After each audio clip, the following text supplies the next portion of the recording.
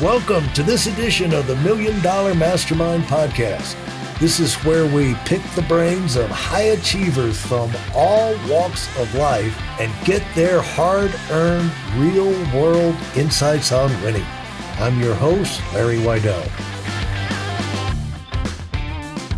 Hello, everybody. We're talking with Steve Harbalius from Burlington, North Carolina, Alamance County, and he's built an incredible business in a very difficult field, and that is the bodybuilding world. He's built a fitness company, the Super Fitness Club, and we're going to hear that story. But right now, he started in bodybuilding. He went into selling some fitness equipment, experimented, seeing if he could make that work. And now he's got he's got a facility to 150,000 square feet selling equipment all over the world. Adam tells me, Steve, that you're even to the point where now you're shipping containers around the world, just opening up gyms. They just call up and say, send us a gym.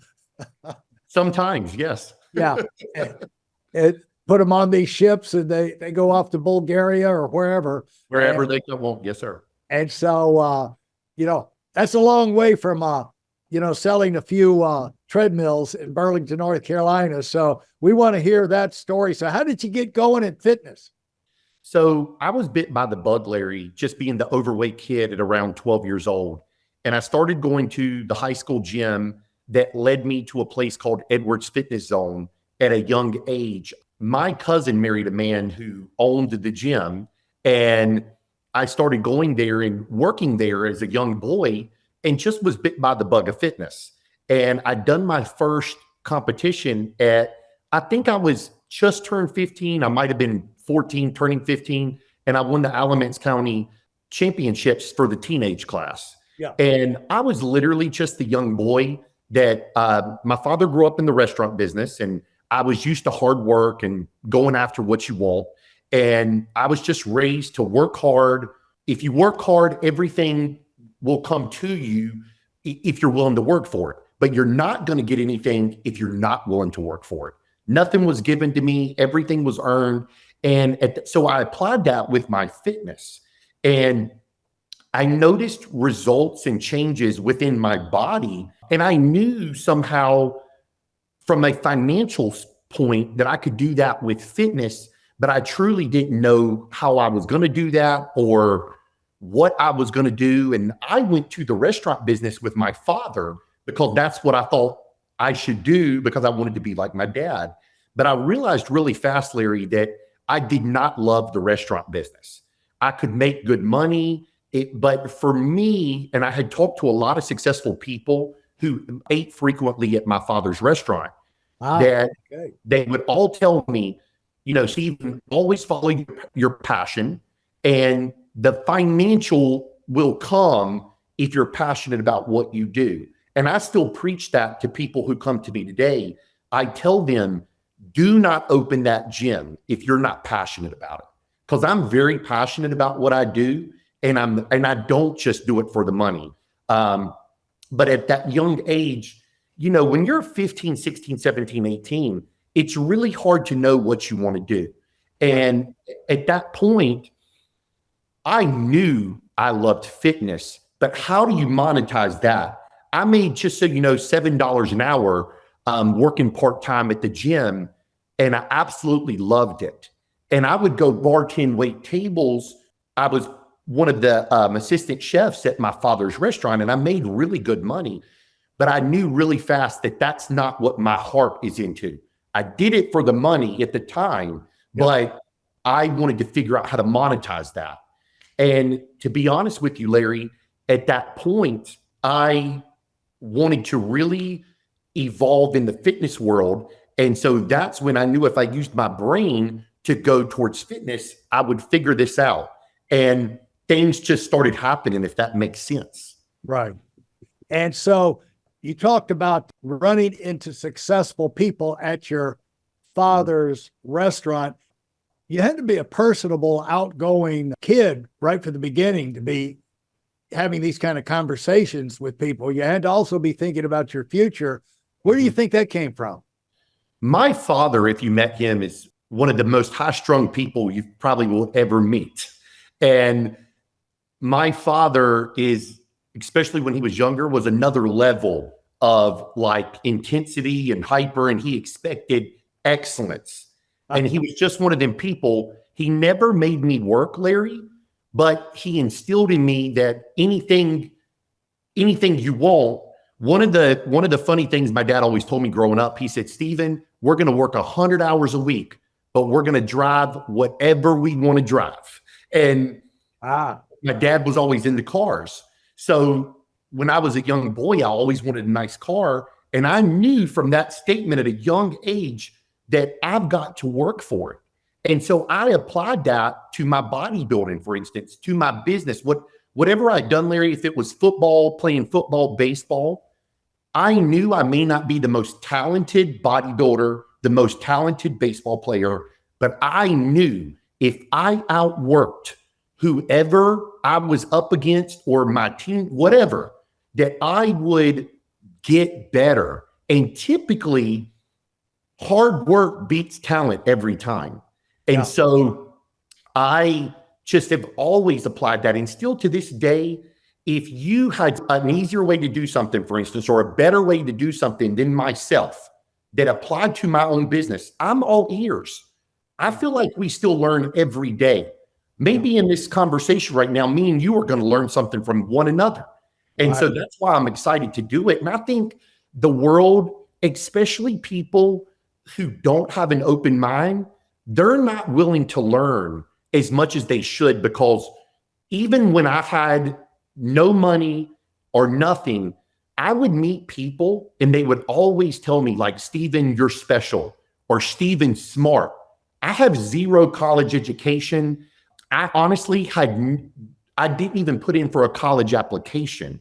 I wanted to go business. And I always tell people, I grew up in the College of Hard Knocks, and that was the restaurant business. And coming from a Greek family background that expected excellence. And honestly, I'm so thankful that I grew up that way, because it made me who I am today.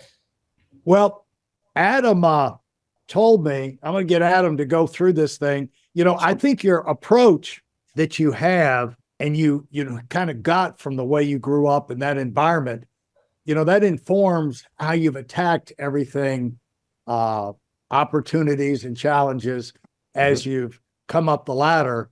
And it's great to hear how it got started. But the thing is, I want to point out the importance of competition. At an early age, you had the chance to compete, and that's a little scary. You know, your first competition and getting up, but the competition brings out the best. What was it like going through that first competition? Like you had said earlier, you know, you'd started with a little bit of a weight issue, like a lot of us do, you know, and that forced you to start thinking about fitness. And then you get in there and all of a sudden now you're going to be a role model, you know, and get on stage with the lights and everybody watching. That's got to be a little intimidating. What was that like going through that and then to wind up winning? So, and Adam will probably know exactly what I'm talking about. Back in the day, this is before really the internet times, or the internet's out, but it's very slow. We read bodybuilding magazines, and we read the Arnold Encyclopedia of Bodybuilding and all these things. And I'm going to be honest with you, Larry, I'm not a big reader, but I'm a big researcher. Yeah. And I loved researching about the body and the way things worked and the way creatine monohydrate worked or protein powder worked and all these things. So my knowledge at probably 17, 18 years old was the knowledge of somebody much, much older than me.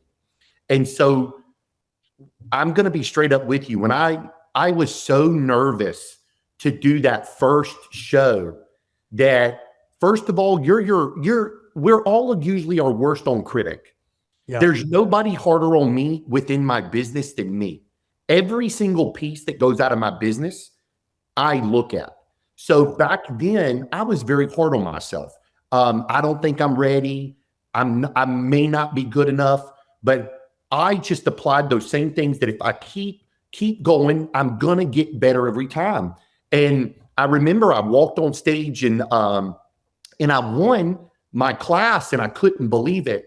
And that was just, I think, a sign that if you put your heart and soul into something, you may not be the best at any show, but you may be the best that day. And so for me, when I won, I was bit by the bug, but I knew that's what I love to do, because as Adam knows, it costs money to do shows. Nobody's paying you to do it.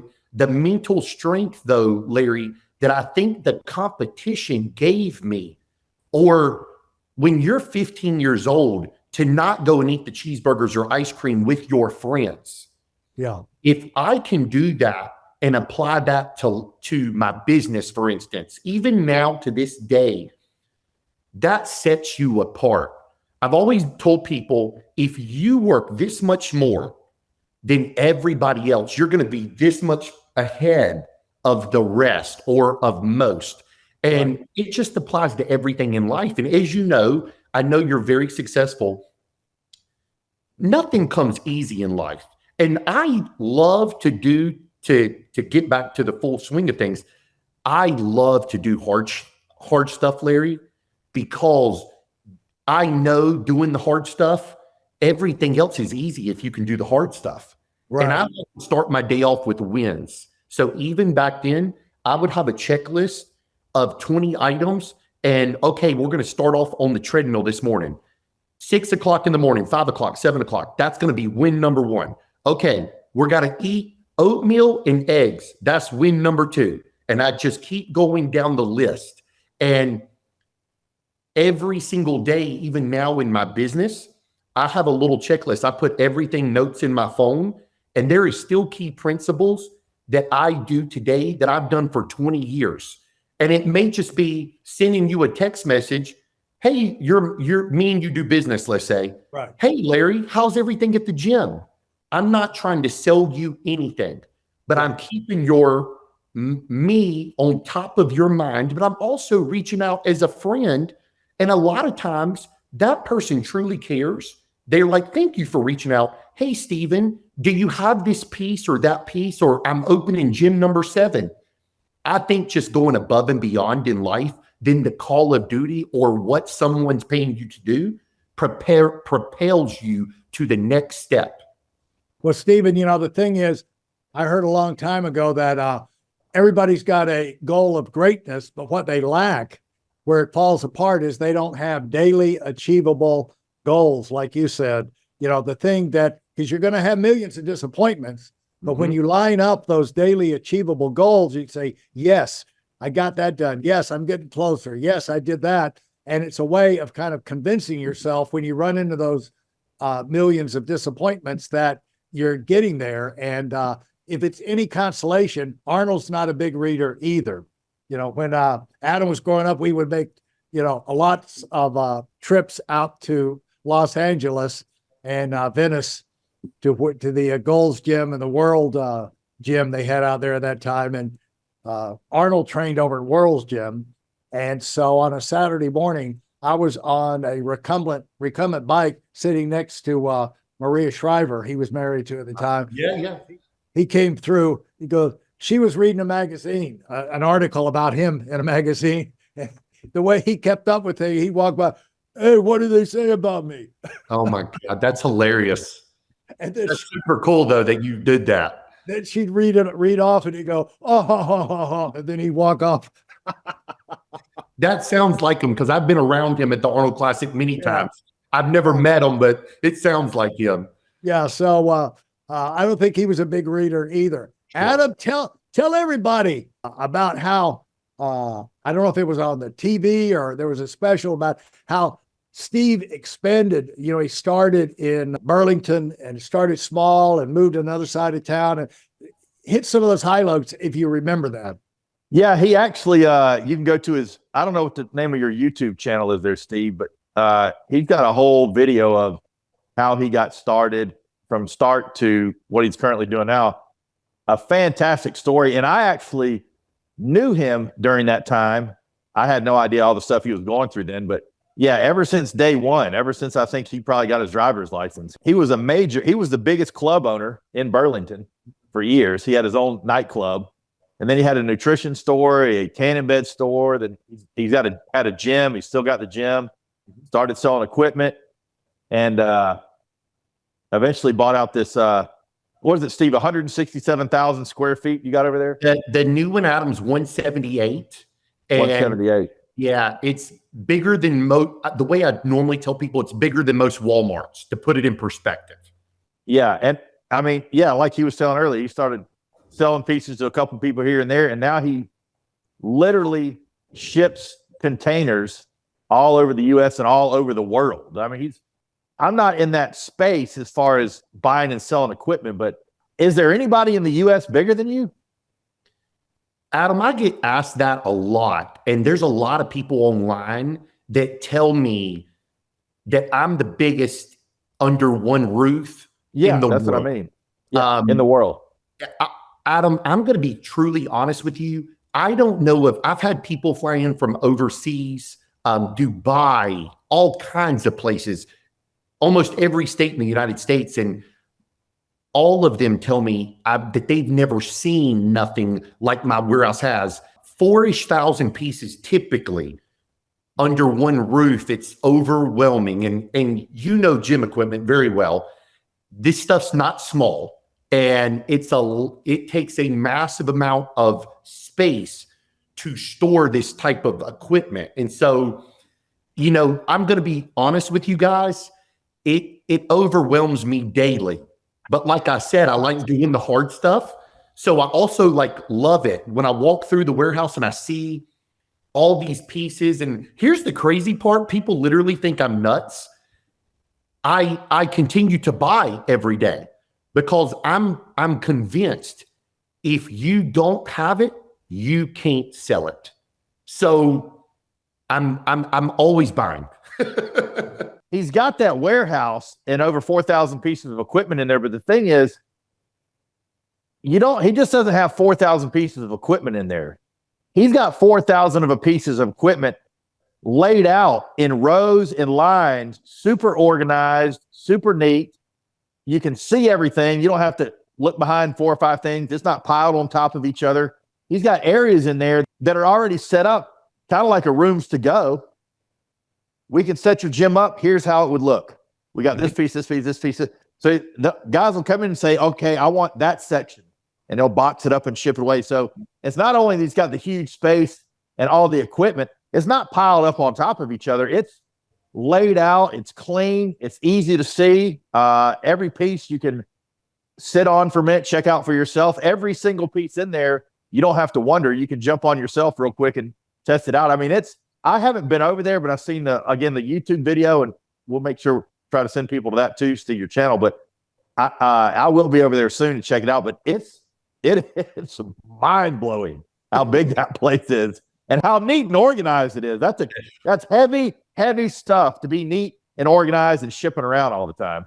How special do you have to be to have people flying in from Dubai to look at gym equipment? You know what I'm saying? Larry, I am humbled every day that something like that happens. I had a Mr. Olympia winner. He was my client. He drove 12 hours from Florida on Monday to come see me to check out the facility. And he wants to open a gym in Florida, but he wants to send some pieces back to his home country. Every single time, I literally sometimes have to pinch myself or blink, and I'm mind blown from it because I never intended on that. It all came from a place of wanting to help others and a place of just, helping the fitness industry and helping people. And do not get me wrong. I learned a long time ago, you have to make money. Yes, we all need money. But when I started giving more than receiving, and giving back my knowledge and how people, it's like it tenfolded me, if that makes sense.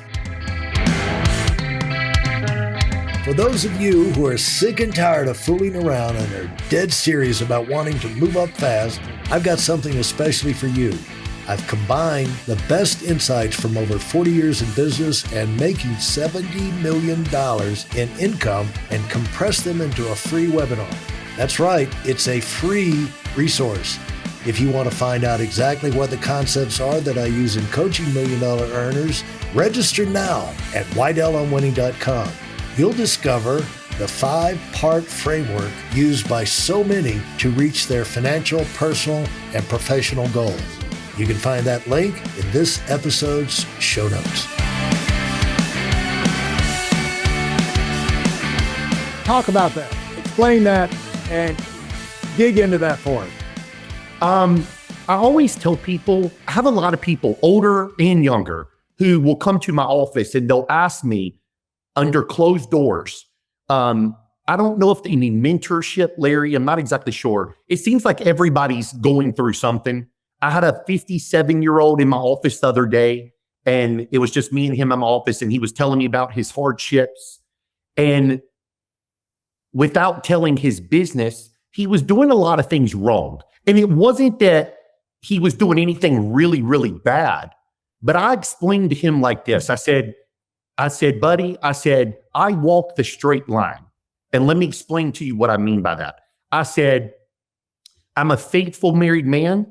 I'm faithful in my faith. So I just always tell people, because it makes me emotional, if you're doing the right things, I just truly feel good things will happen. Now, here's the funny thing. Bad things will still happen all the time too. Yeah. But it's nothing that we can't handle. Yeah. But when I started really committing to not only myself, but to others, years ago, before we ever had children, I was giving money to schools. I would be Super Fitness Business or my wife's the A-Team. We would be on banners at almost every school. I bet I've wrote 25 checks, Larry, of small amounts, nothing crazy, in the past 2 months. I'm on every ball field from Greensboro to Raleigh, cheerleading uniforms. Sometimes I donate and tell them, you don't even got to put my logo on there. And me and my wife just do it out of place of helping, giving to the church, little things like that. People are so tunnel vision, they want to control their finances themselves. And they are like, mine, mine, mine. And I was always the first to be like, we're out to dinner and pay for everybody, even when I was broke. And people remember things like that. But I also think just doing the right things, like, for instance, I don't ride in a car with another woman without my wife. You'll usually always see my wife. And it's not that I would be worried at all about another woman or myself. I just don't put myself in the line of fire or in any kind of temptation without my wife. I don't even want to be in the wrong place at the wrong time. And so I've been talked to many successful people, and they always apply little things. And I think this honestly just comes from my fitness background of Larry being so disciplined. The mind is so strong that if you put the bad things in the mind, then so many other little things can start going wrong. Yeah. So I keep my mind, the mind is so powerful that if you keep that rock solid, you can propel yourself so far in life. Yeah. And the thing is, people will say, yeah, I would do that too if I was super successful, but they don't understand, if you don't do it on the way up, you're never going to get to be super successful. You know, you can't, there's never that moment you say, okay, I'm super successful, I'll start giving back now. 100%. I told a guy yesterday, I said, he had said a comment to me, and he's a good friend of mine. And I said to him, I said, you're doing all this wrong. And he looked at me like a deer in headlights. And I said to him, when you start doing stuff out of a place of want to help and want to give, from a place in your heart of free giving, then you're probably going to be propelled to the next level. I said, until you do that, you are not going to go no further than you already are. Yeah. And he really thought about it and appreciated what I said, because I'm not one, I'm actually kind of like Adam. I'm not one that's going to give you the warm and fuzzies, Larry. I'm the one that's going to tell you what you need to hear, not what you want to hear. And some people like that, some people don't. For the most part, most people can't take the truth. They want someone to make them feel warm and fuzzy, whereas I'm going to tell you what you need to hear. Yeah. Adam, when did Steve come on your radar? You first took notice of Steve. We got a real good mutual friend, Mike Karekas, who's one of the number one Verizon guys in the country, Verizon cell phones. But he and Mike are friends. And when Steve was running his clubs up there in Burlington, that's when he came on the radar. We went up to his nightclub a few times, and then found out he did the bodybuilding. He had the gym, he had the tanning studios at that point. So from there, we just kind of hit it off because we both had the bodybuilding in common. But that was probably, I don't know how long ago, 20 years ago. Adam, it's got to be approaching 20 years. Yeah. It's many years, because I used to watch you at the shows in early 2000s before I even knew who you were. Yeah. Long time ago. Right. What was your first business? You say didn't go to college. You just wanted business. What was your first business success? And then after that, I'm going to ask you, what was your first business belly flop? Okay. So you'll get a kick out of this. 17 years old, turning 18. I'm in the restaurant business with my father. We would throw 2 to 3 parties a year, Larry. And these would have been like, you would have loved these parties. You to bring your whole family. My father and me would throw like a New Year's party locally in Burlington at our restaurant. And you would come eat dinner with your family and then stay for the party. And it was all like a customer appreciation event, very high-end clientele. And we would bring in a basically dinner and dance, either a DJ or live band. And we would set it up in the middle of the restaurant. We'd go all out with ice sculptures and all kinds of things. And we would do all the hors d'oeuvres and everything for free, but it would be open bar, like cash bar. And Larry, we would make more money at those events than we ever would at the restaurants. And on my 18th birthday night, my friends at the time, I'd never been to a nightclub in my life. My friends took me to downtown Greensboro. And Adam, I know, knows this. In Club was the biggest deal at the time. Yeah. And I'm talking 1,000 people on a Wednesday night. And my friends took me up there. I walked inside and I'm dead sober. And I have this epiphany that, oh my goodness, this is it. And I literally come home. They were charging $20 a head for underage, $10 for overage. I'm doing the mathematics because I'm a big numbers person. And I came home and I told my dad, this, by the way, is like 3:30 in the morning. My dad's waiting up on me just to make sure I'm okay. And I said, Dad, we've got to open a nightclub. And he's like, what do you mean? I said, like we throw the parties at the restaurant, we've got to do this for a living. Larry, we didn't know nothing about it. A few months goes by. We take over an existing bar and nightclub. We call it Club Kryptonite. The tattoo on my arm is a Superman logo. It was my logo, but we turned it into a K. And within the first 2 weeks, there was nothing around Burlington at the time like what we had. Within the first 2 weeks, we were doing 500 people every Saturday. Absolutely insane. We were making a lot of money. And to answer your question of what flopped, about 9 months after we opened the doors there, we were inside of the hotel, and we were doing so many people that they were parking across the street on the busiest road in Burlington, which is Huffman Mill Road. We were getting a lot of complaints. So we hired the police officers to do security because the cars were going everywhere. Well, the hotel pulled the plug on me and my father. And we literally basically lost our nightclub within a year. So it's like, we didn't know what to do. So we went from like huge success to don't have a business. And during that time, my father had sold his part of the restaurant because, Larry, we thought that we had just knocked it out of the park and hit a home run.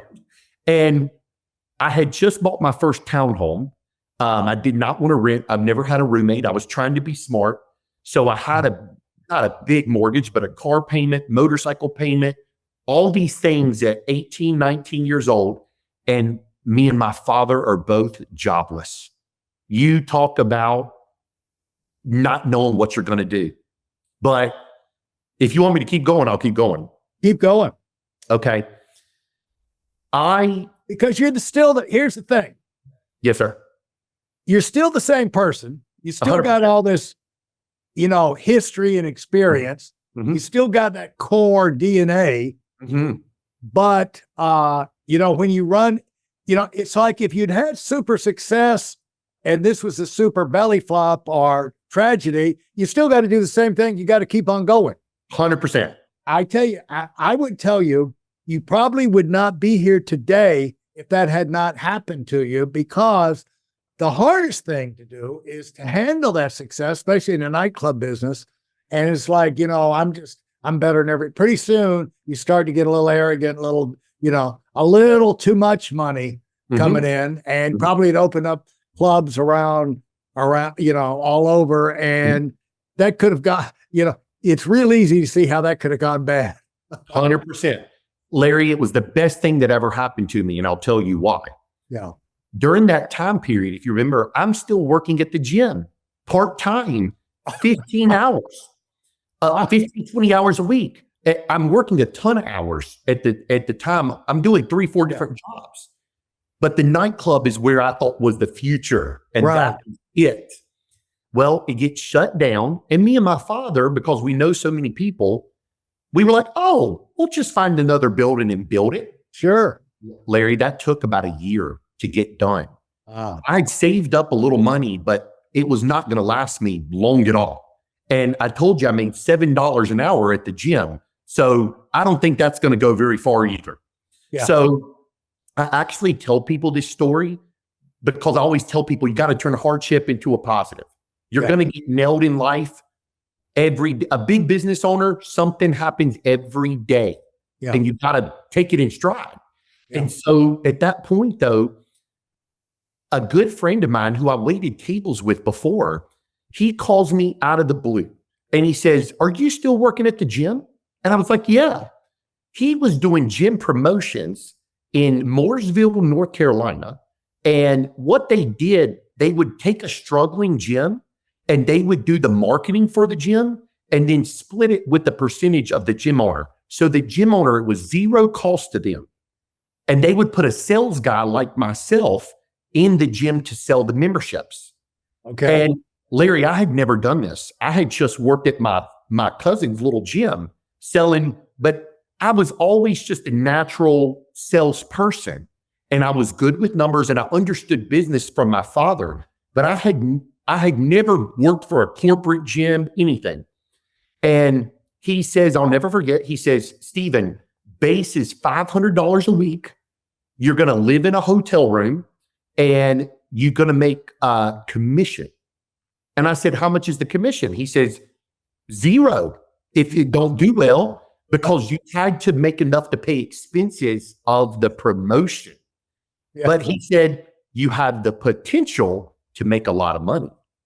And so I said, "Sign me up."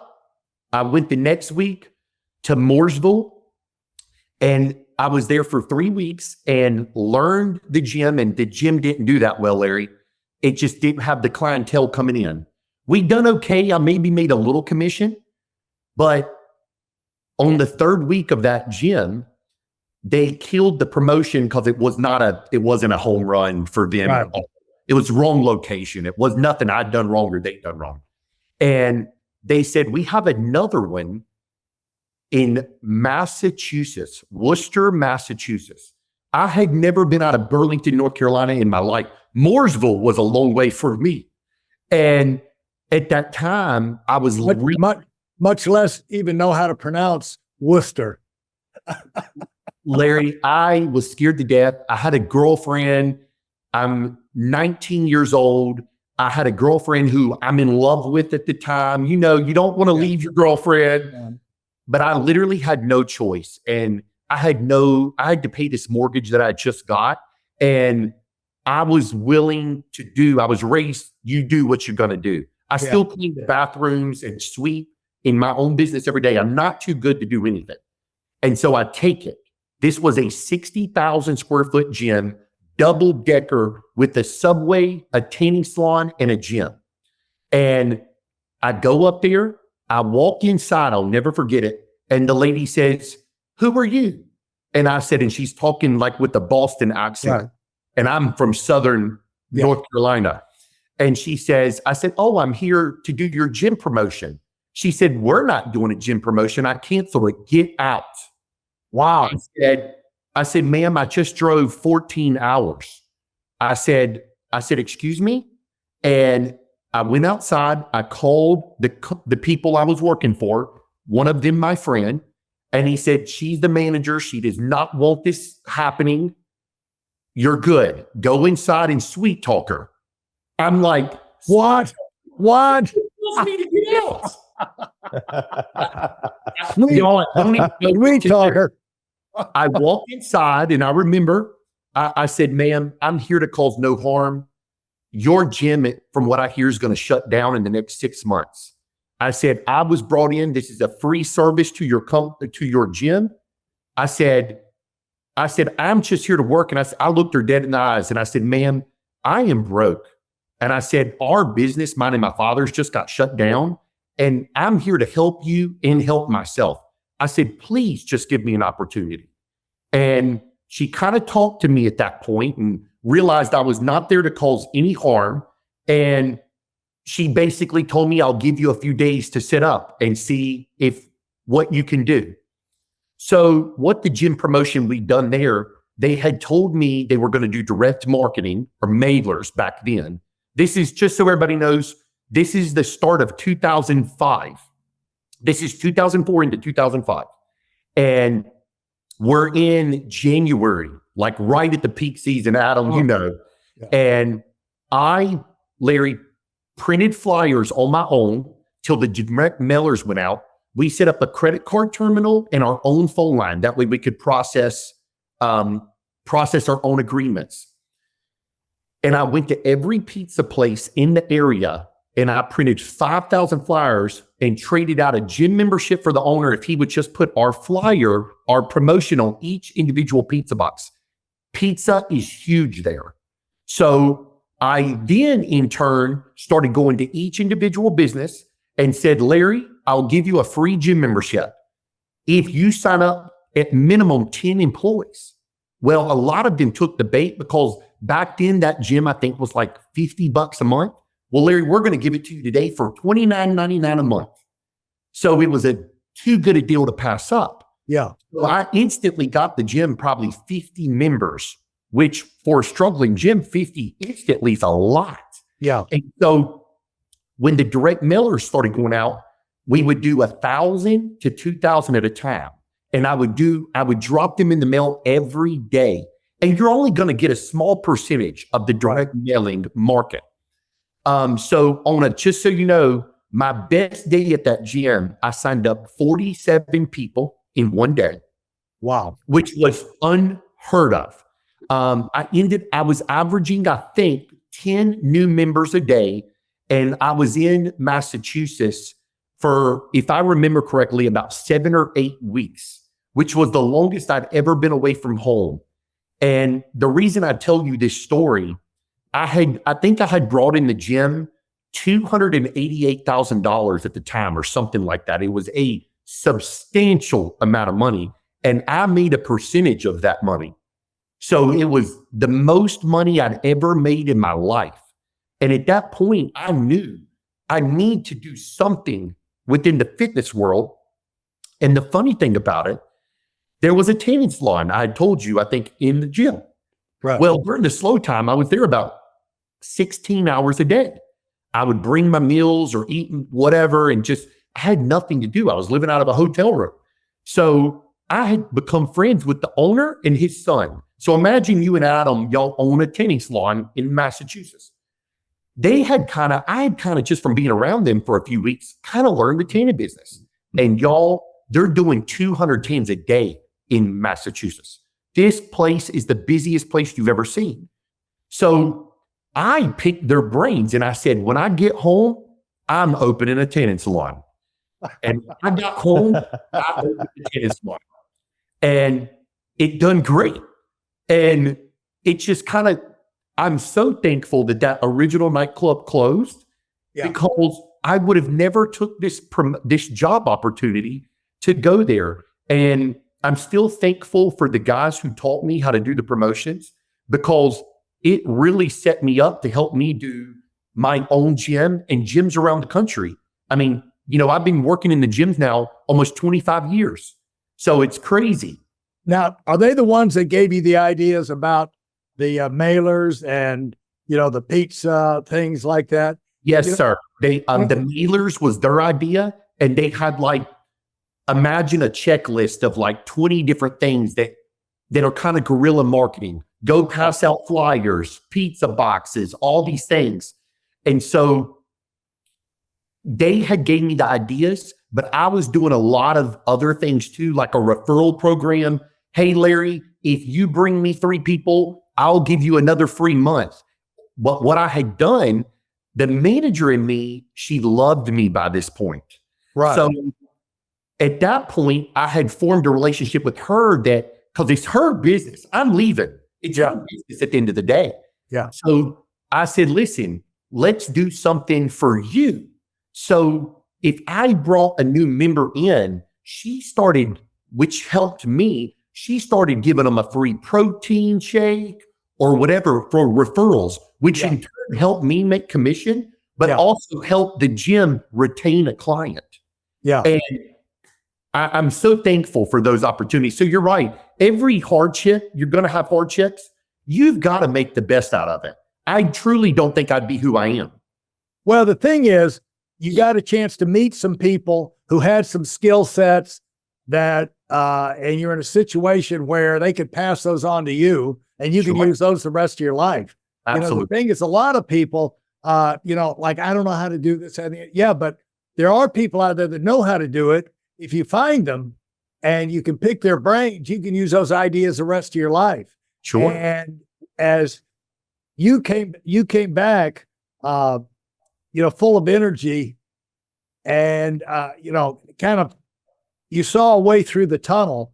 And, Adam, when one thing I want to point out, Adam, you know, this comes up from time to time, you know, who you associate with, and people, you know, Greensboro was never to us, a high profile, you know, there's supposedly 1 million people in Winston when we went there, you know, 30 years ago, 40 years ago, Winston, High Point, Greensboro, and then, Burlington's kind of, a little further down the road. You don't really think of that as a world center, but now what's evolved in, like Adam, you know, some of his friends have evolved into, you mentioned Mike Karekas, he's the number one in Verizon in the country. A friend of his, Changi, is the number one with FedEx.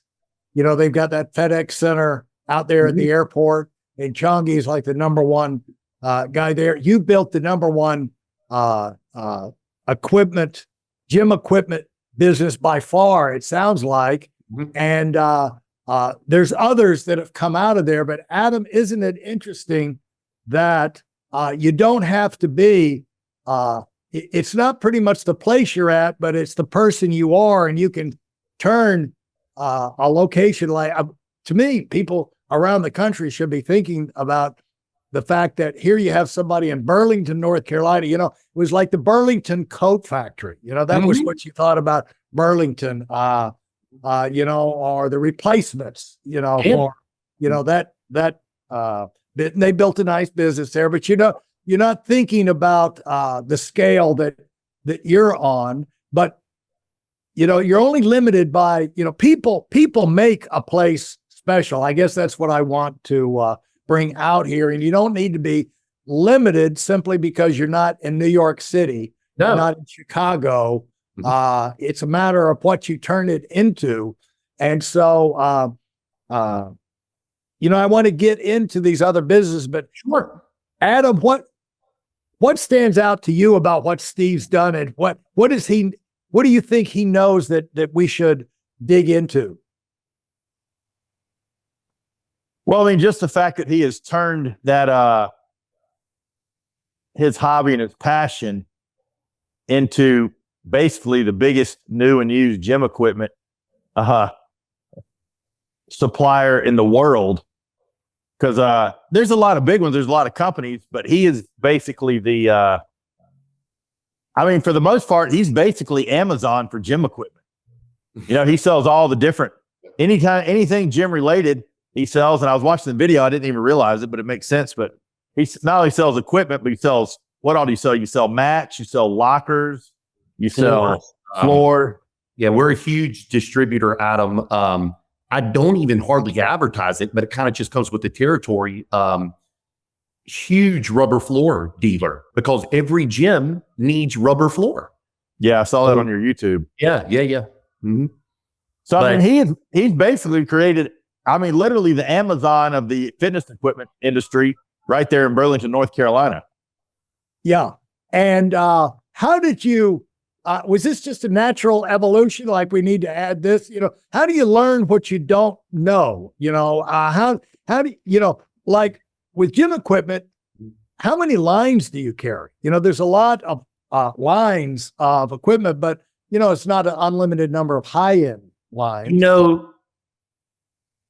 To answer your question, Larry, I'm going to go back a little bit because I think this would help you understand me a little bit. When I opened my gym in Burlington, I'll tell you a little backstory. I didn't have much money. I had about $10,000 to $12,000 and a motorcycle, and I traded a former Mr. Georgia my motorcycle and that money for the start of my gym. And it's a crazy story, and I won't get into it. But when I opened the gym, this is during, I opened in 2006, the gym, and very little, but I had big desires and aspirations, and I'm going to do big things. I just don't know how I'm going to do it. Yeah. And during that time, I realized real fast, I don't have enough money to do what I want to do as far as like open a gym. And It started out one-on-one training. And in 07, 08, the economy started crashing, if you remember. Yeah. And I had just went through all the nightclub stuff and, a few years earlier, and that didn't really scare me. And I think I had nothing to lose at that point. And I was so into bodybuilding. I'm traveling to any hardcore gym there is around. I'm going, and I'm an equipment nerd, and I'm researching Nautilus by Arthur Jones from 1970s. Right. And I'm going to the gyms and talking to people. Oh, I used to be one of Ronnie Barnes' gyms, or this or that, and all these things. Like, I'm going to all gyms. We have a place in Burlington that was called Winner's Gym. Right. And I'm picking that owner's brain, and who I've become friends with. He now lives at my gym. And so during that time, when I opened my studio, a coffee shop next door to me had closed. And November, December hit, and I had lost most of my training clients. And I went to my landlord and I said, "Sir, what are you doing with that space next door?" And he said, "Nothing." And he had 3 people pull out of my complex. And he says, "How's the gym doing?" And I said, "Not good." And just so you know, this man's name was Tom Lindley. He was in his 70s, and he gave me my first lease off because he knew my father. Very wealthy in my town, and great man. I learned a lot from him. And when I asked him about it, I said, "Not good." He said, what are you going to do? I said, I'm going to go bigger. He said, what do you mean? I said, I'm going to open my gym now to membership. I'm going to do the first 24/7 gym in Burlington. He looked at me and Larry, I think he saw himself in me, but years younger. Yeah. And he said, here's the keys. When you open the doors, he said, pay me my first month rent. But till then, don't pay me nothing. No contract, Larry. No nothing. I don't think he had nothing to lose, and I didn't have nothing to lose. And he knew my background. My family's never not paid a bill or anything like that. So he knew he would get paid. What gave you the instinct? What gave you the instinct that was the move to make? You'd lost, you were on a losing streak. And obviously, if you'd known before how to turn it around, you would have. So what led to the losing streak, would you say? Man, Larry. Just the economy, things like that? Yeah.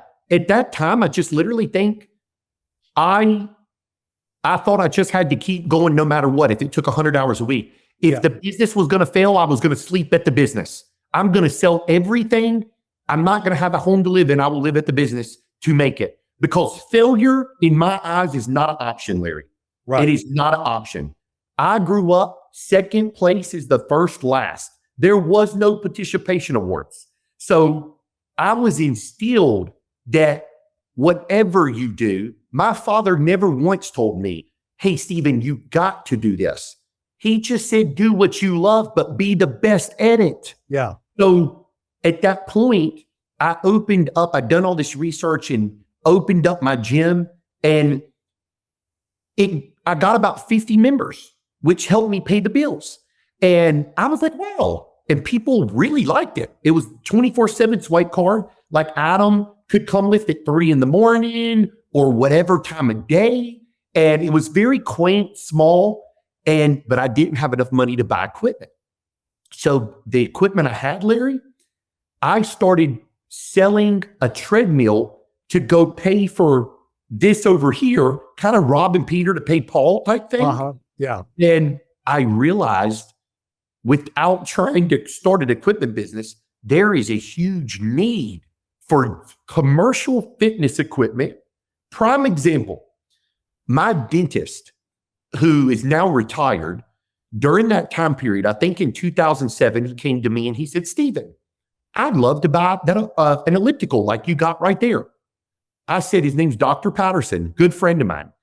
I said, Dr. Patterson, I'll get you one. I went and found him an elliptical like mine and sold it to him. But in the meantime, what I'd done to make the money, I sold him that elliptical and replaced it in my gym. And I'm going to be honest with you guys, gym equipment started out, I wasn't doing it to make money. I'd done it. I realized if I could use the equipment in my gym and sell it, even if I broke even and I trained on it for 6 months, I used it for free. Yeah. So it's kind of a win-win for me. So I started going around during the recession, whatever you want to call it, the crash of 2008, mom and pop gyms were going out of business everywhere. And I went around and pickup truck and trailer. And I remember still to this day, I was by no means a rich man. People think you got to be rich. I would have $3,000 to $5,000 cash money. And I would go to somebody's gym to buy 2 pieces for $800 a piece, let's say. And I would get there and they would have more pieces. And I would make a bundle deal, Larry, and say, oh, Stephen, we'll give you those 10 pieces for $5,000. I'd buy them all, take them back to my warehouse, or I didn't have a warehouse, take them back to my gym, use them in the gym. And if I had 3 bicep curls, I would go sell 1. And that's how the whole business started. And then shortly after that, social media came along. And how did you see that opportunity? Okay. So during the nightclub business, I was doing MySpace. Adam, if you remember MySpace at the time. And I was one of the biggest guys on MySpace, Larry, which was like Facebook before Facebook. Right. And I was doing big promotions. I was good at marketing. and I was doing huge parties at the nightclub. And I said, why don't I apply this to my gym equipment? And Larry, I'm going to be straight up with you. Craigslist was huge at that time. So when I started to acquire more pieces, I started putting ads on Craigslist. And let me tell you what I did. I feel like a story paints a picture. I would much rather listen to a podcast like this and hear someone's story. It resonates with me. Right. Versus just hearing other things, or when you can feel somebody's energy and passion, it just makes a difference. And so during that time period, I went and I'm like, oh, I'm going to start Craigslist. And I start putting one ad, one turns to two turns to three. Well, I had it in my head that I had to do 25 every night, Larry. And I would write out a detailed, like everything about a piece, where it came from. This came from Larry's gym. He bought it brand new during the recession. I went and purchased the whole gym, whatever it may be. And those stories resonated with people. Well, I would start waking up and pray. I would pray for one phone call. One phone call turned to 2. 10 Craigslist ads turned to 25. Now I have 500 at all times on Craigslist. I had 12 accounts at one time because it started flagging me. So I would stay up till like 4 o'clock in the morning doing these Craigslist ads. Well, during that time, I had no website. So I created a Facebook, Larry, to send people I started tagging the Craigslist with the Facebook. I had created Facebook for Super Fitness gym equipment. 6 months, Larry, goes by, not one person called on that Facebook. And it kind of, when you don't see the results and you're putting in the work, it sucks. Yeah. And I'll never forget this. This was like the aha.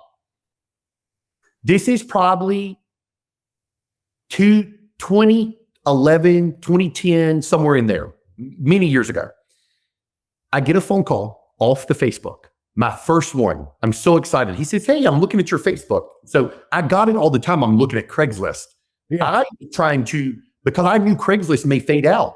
Facebook was the new boom. Right. And I said, yes, sir, can I help you? And he said, I saw you posted that inner outer thigh machine. I said, yes, sir. Before this, we were pickup truck trailer bringing it to you. Yeah. I didn't know anything about shipping.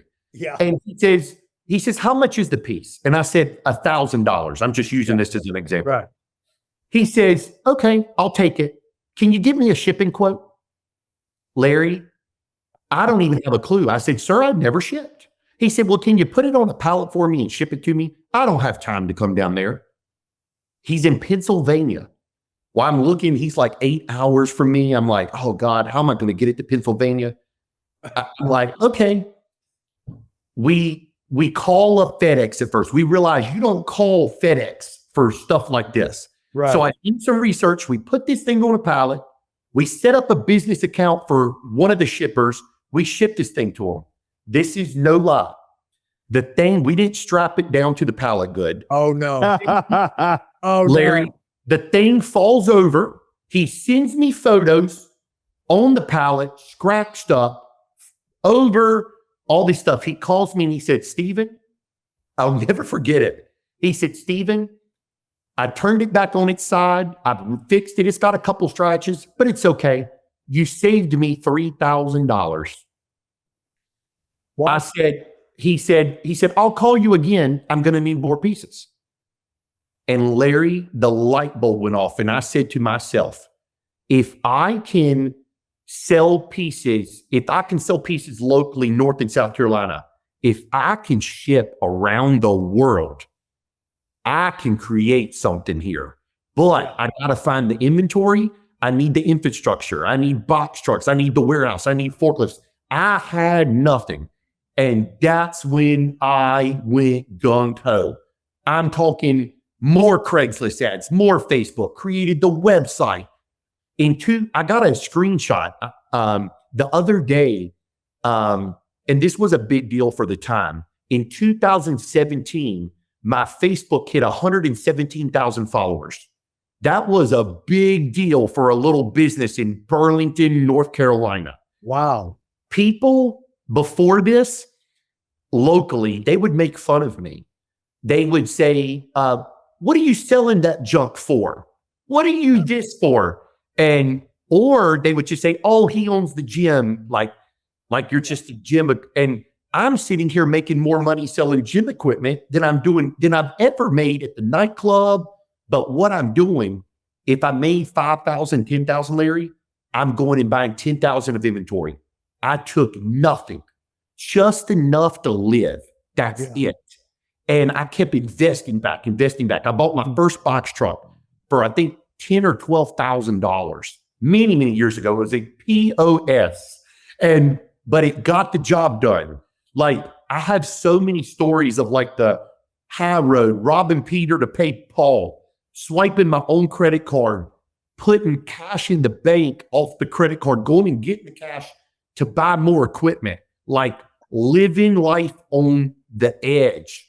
But at the same time, knowing deep in my heart, Larry, that I'm not going to fail because failure is not an option. I'm going to make it. Yeah. And during that time, I started getting more people recognize me. I start getting more phone calls. I start getting, oh, you got this. And I was getting such good deals. I was taught years ago to hit singles. Yeah. Never rip somebody off. Be a man of your word. Nobody minds a man making money. That's fine. But nobody, especially rich people, nobody wants to be ripped off. I don't want to be ripped off. I can't stand when somebody says, oh, you're rich, Steven. Here's a FU price. I think that's crazy. So I always was very fair. And I sold equipment many years ago to a man at my warehouse. And he said to me, Larry, he looked at me and he said, Steven, never feel bad for how much money you made on me. And I said, what do you mean? I didn't make that much money. And he said, I don't care how much you made. And I said, okay, why'd you say that? And he said, Steven, you saved me over $2,000 that I was about to purchase that elliptical for my wife. He said, I don't care if you made $200, $500, you saved me X. Yeah. And I realized real fast, you make money on the buy. In a real estate investor, if they buy right, they can sell right. So I buy now in such bulk that some people still question, like, Steven, how are you doing this? And that's where the research from a young kid helped. I knew the old pieces from the new pieces. And just like Adam knows the good pieces from the bad, meaning he's trained on it. Right. He knows, oh, this kills your knees. That piece sucks. Well, my clientele, they know too. And the only reason, Larry, I know, because I was a competitive bodybuilder.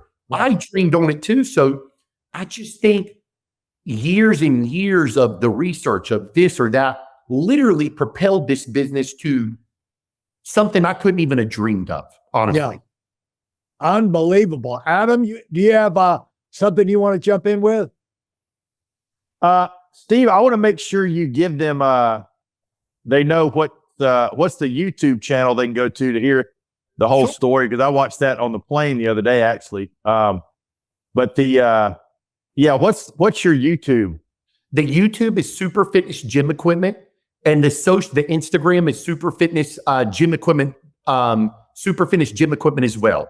And then most of it's tagged under Stephen Harveus as well under the Instagram. Now, Facebook, it's all Super Fitness Gym Equipment.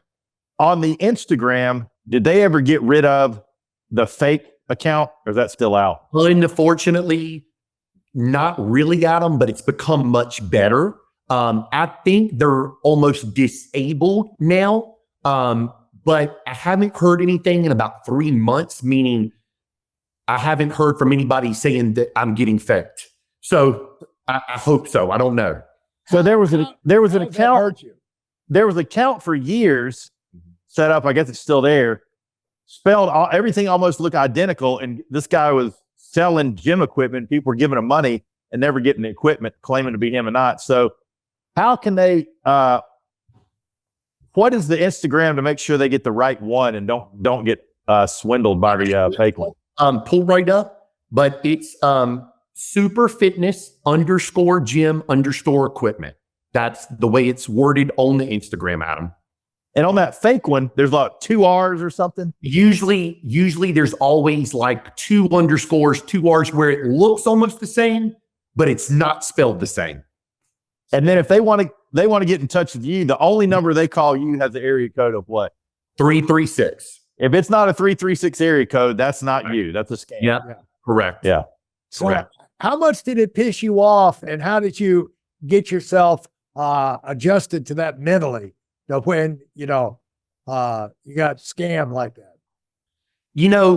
Larry, I had a lot of big name people call me that was like, to protect me. They were like, what do you, I'll be honest with you, Larry, I didn't know what to do. I was like, do I voice my reason of concern on Instagram or YouTube? Do I don't say nothing? I said nothing at first till I got a call from a person who knows me, who had my cell phone, that says, hey, Stephen, when can I pick up that standing lateral race? I got the text. I instantly called. I said, what standing lateral? I haven't had the one that they were talking about in probably 5 years. They said, the one you posted on your Instagram. I said, I didn't post one on my Instagram. And Larry, I kid you not, they had bought this piece for like $1,000 that probably would go for $4,000 to $5,000. Too good a deal. Yeah. And they had Zailed a Muhammad. I'm not a Muhammad. And I was blown away at the lack of common sense. And they had my cell phone. So long story short, this was over a year ago. I went to Instagram at that point, and I started making videos and putting it under the highlights, because they were not just doing it to me. They were doing it to many other companies, faking these companies, faking influencers, faking all kinds of things. And I just addressed it, says, listen, if it's not my voice, we bank at First Bank in Burlington, North Carolina. I just gave people the tools they needed to hear, so that if they use a little common sense. And I basically just said, if a piece is supposed to sell for $3,000 and somebody tells you 800, it's too good a deal to be true. Right. And so hopefully it's gotten better, but I'm going to be honest with you, Larry. I think things are probably going to get worse in that regard. Not for me, but there's just people faking stuff all around the world. Yeah. It's just too easy to cheat. Yes, sir. And so as you are robbing Peter to pay Paul and putting everything back into business, how long did that take before you got your volume up? There's a lot of times in Greensboro where, we lived where I lived almost 30 years. Adam's still up in the area, that, gyms, they'd open up a few. There was the Ronnie Barnes gym, and then there was Pyramid of one or two others. And then they would kind of flatten out and then go away and get stale. And then it was kind of like the gym business is fizzling out. But I mean, there's gyms everywhere now. I mean, it's unbelievable. There's like super gyms everywhere. And how did you know, or what were you just betting on the come that there'd be an explosion of gyms like this? Larry, I don't know if I had like an inclination, or if I'm just that hard-headed, or if I'm just that crazy. Some very big name people in the world that follow me now, millions of followers on social media. Yeah. That, like, one, for instance, he only follows like 200 people, and I'm one of them. It's just crazy to me. And he asked me through Instagram Messenger, he was like, you gotta be crazy to do what you do, or have balls of steel one. And I was like, I think I am a little crazy in a sense, but I'm just so passionate about fitness, and I'm so happy to see so many people taking fitness and seriously, if that makes sense.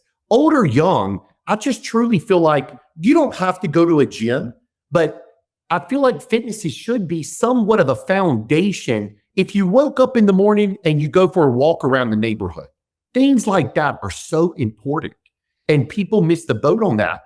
But with the gym equipment side of things, I kid you not, I just started focusing on what I could control, Larry. Right. And I think in business sometimes, I knew I did not need every gym in America. I just needed my own customers. People used to say to me, well, Stephen, how are you going to compete with the manufacturers? How are you going to compete with corporate America, this, that? Right. And I always said, I'm just going to be me. I'm going to provide the very best customer service. If something goes wrong, I'm going to take care of it. And I truly feel like honesty goes such a long way, and it's a lost art form, and loyalty goes such a long way in life. I'm still doing business literally over 15 years later with some of my customers that were nothing at the time. And now they own, Larry, 7, 8, 10 gyms. Let's just talk about that. Looking back, what is, bad things happen, but also good things happen. What was the almost scary good thing? Can you remember something that was almost scary good, where somebody came in and they wanted this, and it's like, I can't believe this is happening to me. So I'll tell you, a one not make no money that turns to something else, which is a good story. And anybody who's kind of in a rut, I tell this story because it's 100% the truth. I used to buy Life Fitness recumbent bikes. Right.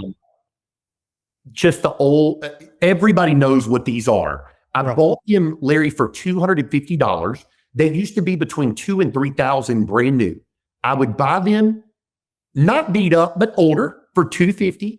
I would clean them up, sometimes have to put a battery in them that costed $20. And I would sell them for $299. And people, you may ask, well, Stephen, how was you making any money if you factor in rent or this or that? So it was kind of a loss leader, Larry, to bring people in the door. Well, what ended up happening, I'll never forget this. Many years ago, guy comes in an old Bronco, and I had no clue who he was. And he says to me, hey, I'm here to get that recumbent bike. And Larry, it wouldn't fit in the Bronco. And I'm like, oh God. And Larry, it's like 8 p.m. at night. Adam, no, you know how this is. I'm starving, Larry. I'm just ready to go home. I'm making no money on the recumbent bike. I'm like, hey, bud, it won't fit type deal. And he says, oh no, we'll take it apart. And I'm like, oh God. I'm like, I don't want to take it apart. But I kept my game face on, because I used to think about it when I used to go to Olympia and Arnold, and I would wait in line to meet an Adam, for instance, or people. I would never want somebody to think I'm a bad person. Yeah. So we got this thing to go in the Bronco. He came to my office to pay me, and we're just sitting here chit-chatting. And he says to me, he says, Stephen, you have been so great. I cannot thank you enough for helping me today. I'm going to tell my buddy about you. And I didn't really think much about it, Larry, to be honest with you. Yeah. And you're going to tell my buddy. And a lot of people at the time was referring me. Right. So this was a $300 deal. I kid you not. This is months, maybe even upwards of a year goes by. Many years ago, $40,000, $50,000 deal to me, Larry, was a lot of money at the time to do that. I had never done these big deals. Like now I do big deals all the time, but back then it's different. Larry, this man set an appointment with me, told me he was referred to me. I have no idea he referred. Comes in, we're doing a big deal. And I want to say it was around $50,000. And Larry, we're sitting at my desk. He's writing me a check. He's blown away by the business. I'm kind of sitting there in shock that I'm doing a $50,000 deal, to be honest with you. Yeah. And Larry, he says, man, my buddy told me y'all couldn't fit that bike in the Bronco. Larry, look, if you can see me, I got cold chills talking about it. I looked at him and I had this aha moment, like, oh my goodness, you never know who the other person knows. And I kid you not, I was always trying to be a good person, but at that point forward, I from the guy who wanted a pair of dumbbells to the kettlebell to one treadmill. I treat everybody the same. If somebody comes to that warehouse, they look around, they don't buy anything. I treat them the same because they may come back. So that was like I want to tell you this too. I got so many stories. I go under contract for my new building, which was very expensive, 2019. And I had to do $100,000 hard deposit, Larry, on this and rent back for, don't quote me on this, $12,000 or $15,000 a month, rent back from you because they had to get everything out. That was the only way to do the deal that they would do it. Yeah. So I can't put nothing into place, but I can start renovations, but out of my own money. And I've got a couple lines of credit at the time. I've got a little bit of money. I'm selling my old warehouse and it's under contract. So I'm going to take the money, the equity that I had at the old warehouse, I'm going to apply to my down payment for the new warehouse. And I'm thinking in my mind, Larry, I'm going to be good. I kid you not, and I can't make this up. COVID hits. And I think I'm going to lose everything. Like, gives me cold chills again talking about it. And I'm like, oh my, they shut my gym down. I don't know what to do. And the deal falls through, Larry, on my old warehouse that I'm using the money to apply for the new warehouse. And the bank calls me, Larry, and says that we're not going to be able to do financing for the new warehouse at the time. You talk about a scary moment. So, Larry, at this point, just so you know, this is 2020. I'm a big deal in the gym equipment world. And now things are crashing on me again. I'm like, what am I going to do? And I kid you not. And Adam, you asked me about this on our phone call. Larry, I'm coming to my warehouse, my old warehouse one day, and I'm driving down the road and I'm not in a great mood. I don't know why. And well, because you thought you were going to lose everything. Yeah, probably, Adam. Yeah, literally. You know what I mean? Everything's shut down. Exactly. I don't know what I'm going to do. And I kid you guys not, that they're in the middle of the country. And Adam, you've been to the old warehouse. You know where it was at. Yeah. There's a traffic jam, Larry. Like I'm like, what in the world is going on? So I just keep creeping up the hill, and I look, and Larry, there's a line to get in my building to buy gym equipment.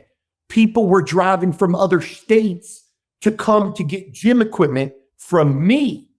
And I'm like, what is going on?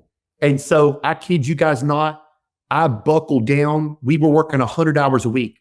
I had 2 children at the time, under 3 years old. And we would take them to that warehouse every day. My wife would be running credit cards, and we and a few other guys would work all day long. Sometimes the lines wouldn't stop till 10, 11 p.m. Like, it was the most craziest thing. But I always tell people, for every bad thing, hardship, sometimes there's a biggest blessing that happens. And during that time, I was blessed tenfold, and I knew I was going to make it. And so my wife got that building back under contract. My bank, I was doing so much business at the time that my bank went ahead and went through with the deal. So a year later, everything worked out. But you talk about scary times. And honestly, Larry, I'm sure in your life, maybe I know yours, Adam, too, just like your arm situation today, I'm sure there's going to be a something else that happens along the way. I'm going to get hit with the hardship, but I'm just a firm believer. You just take care of the problem. You take care of the issue. You buckle down. You just keep going.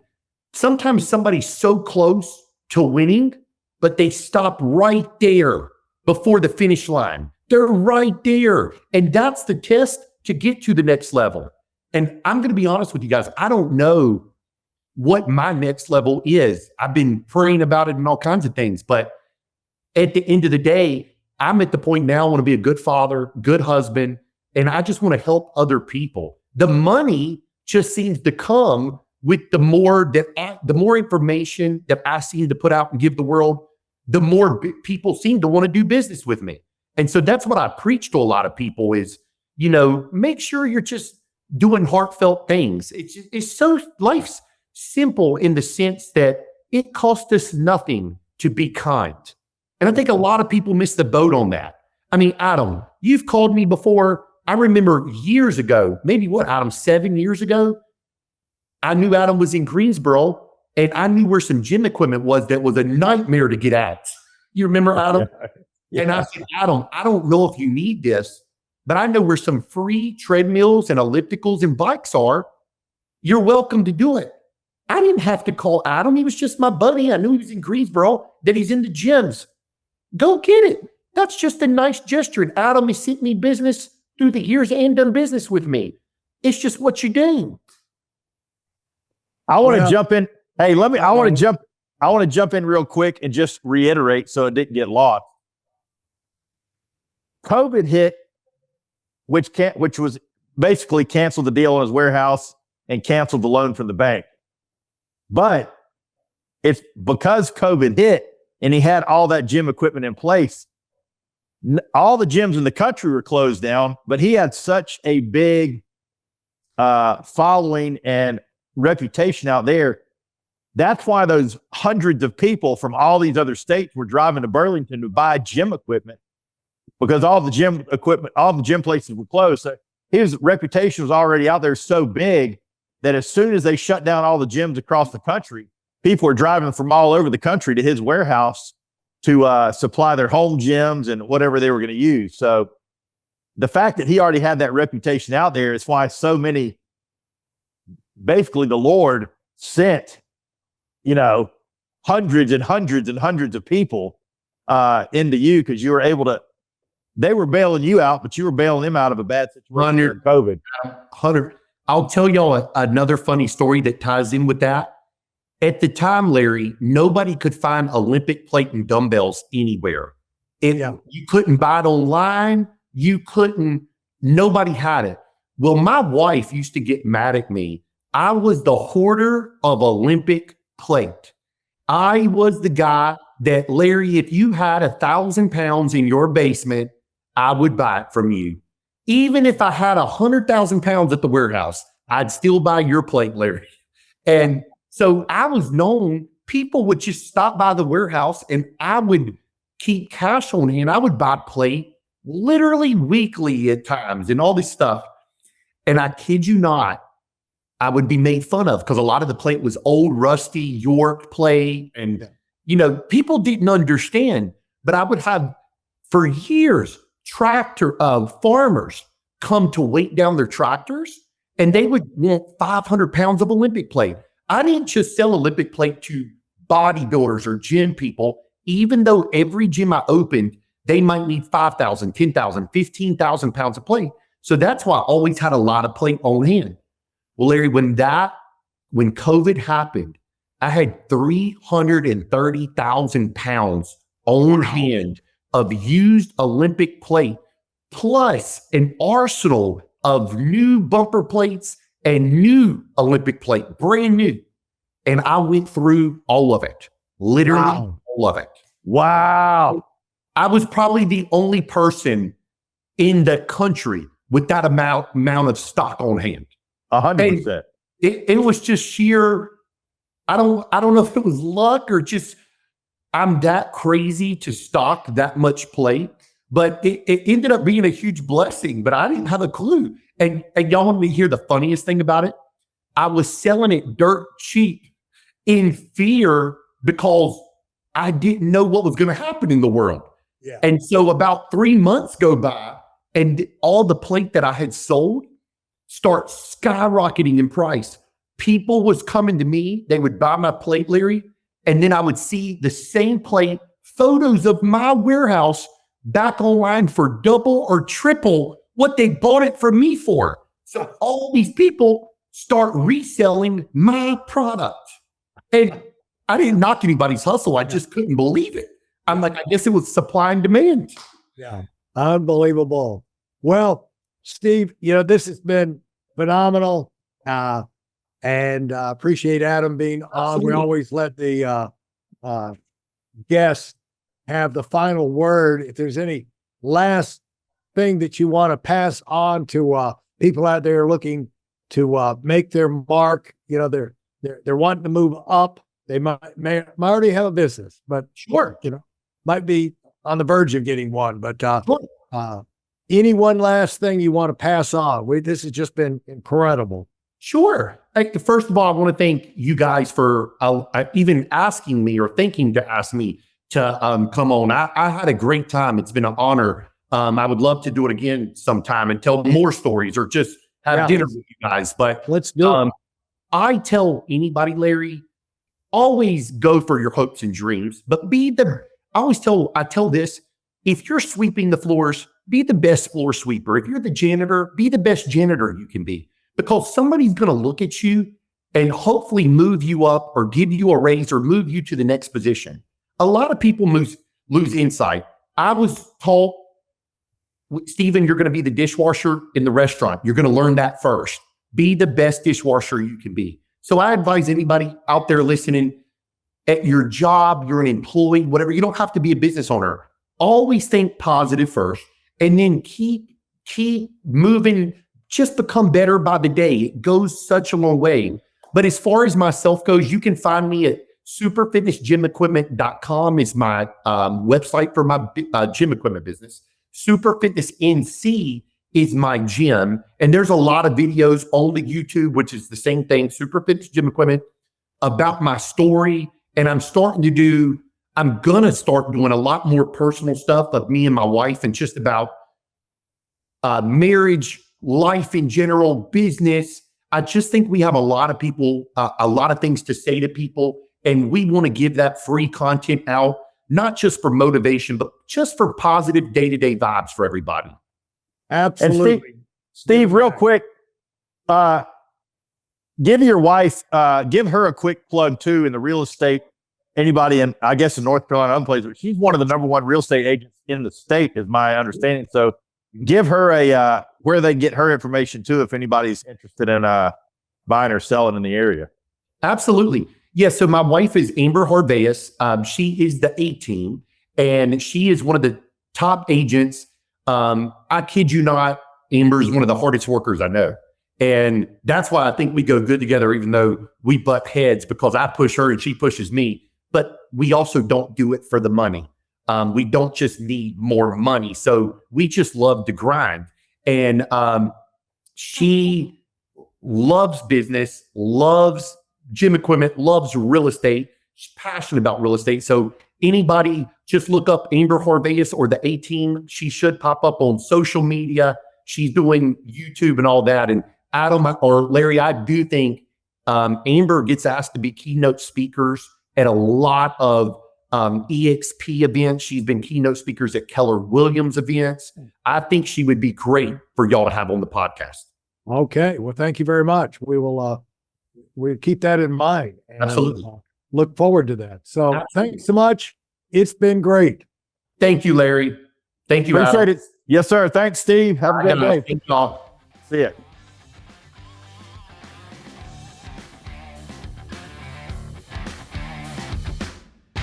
Thank you for listening to this episode of the $1 Million Mastermind Podcast. Commit to your personal and professional evolution with our free training video. It's designed not just as an educational session, but as a transformative journey for those bold enough to aim for the stars. This isn't just any webinar. It's a roadmap to achieving the extraordinary. It's tailored for those who dare to dream big, and yes, it is completely free. Join us in a network of ambitious professionals ready to take their careers to a new heights. Secure your spot now at whitelonwinning.com, and let's unlock your potential together. Thanks for being part of this community.